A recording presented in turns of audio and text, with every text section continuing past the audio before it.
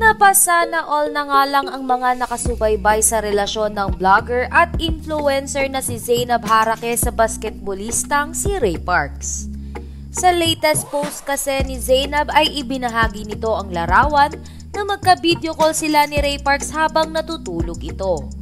Ayon pa sa caption ni Zainab sa kanyang IG story, "Miss na miss ko siya." Dagdag pa nito sa kanyang caption, "I appreciate you always, mahal ko."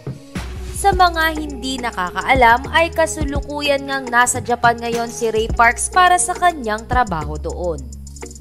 Samantala, matapos nga ang ilang oras nang i-post ito ni Zainab Harake sa kanyang Instagram account, ay si Ray Parks naman ang nagbahagi ng larawan ni Zainab kung saan ito ay natutulog. Habang si Ray Parks naman ay tila kagigising lamang at nagkakape pa. Caption naman ni Ray Parks sa kanyang IG story na ito, "Ako naman po ang magbabantay sa iyo, Bel." Kalakip nito ang isang black heart at kissing emoji. Isang linggo na nga ang nakalipas magmula nang magkahiwalay sina Zainab Harake at Ray Parks. Kung matatandaan nga, ay nagtrending pa ang caption ni Zainab Harake sa kanyang post kung saan sinabi nitong napuyat at nalungkot siya sa kanyang paghahatid sa kanyang partner na si Ray Parks.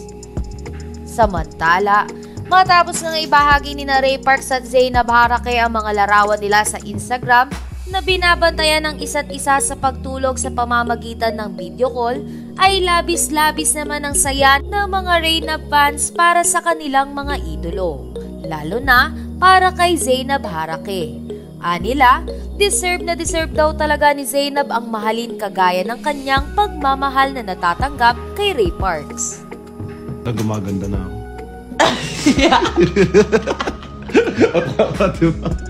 Mutain na ako talaga. Mali. Hindi gumaganda na ako. Uy, anong oras ka alis?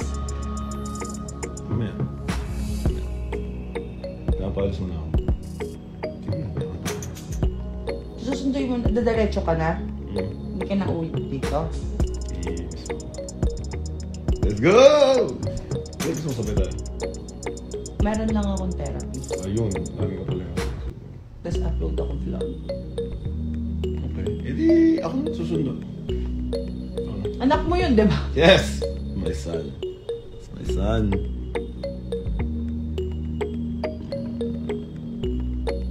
Ano po tawag nila Kuya Lucas and Bia kay Sir Ray? Naging sir pa ako.